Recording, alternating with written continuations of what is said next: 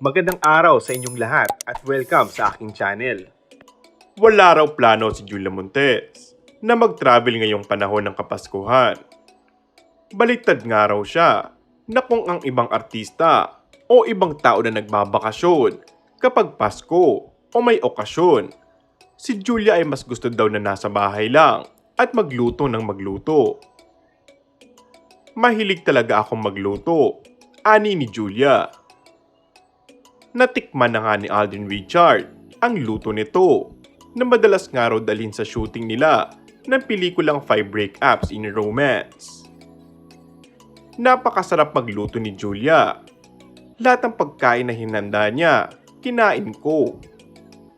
Hindi talaga ako kumain ng buong araw para makain lahat ng luto niya.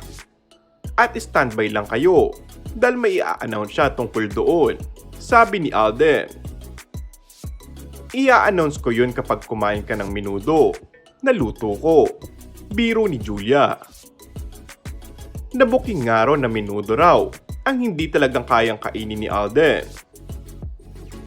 Hindi siya maarte sa pagkain, pero hindi po kasi talaga siya kumakain ng menudo, saad pa ni Julia.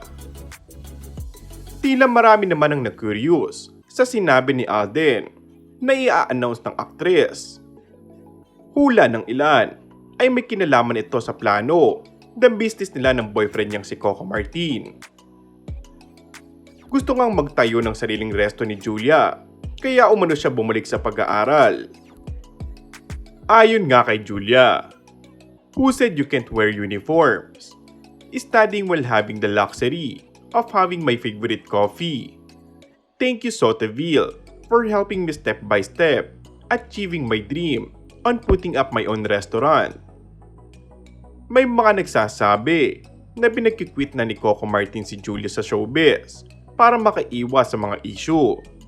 At mas gusto na nga lang daw nito na magnegosyo. And that's all for our today's video. Kung bago ka lang sa aking channel ay mag-subscribe at pindutin na rin ang notification bell.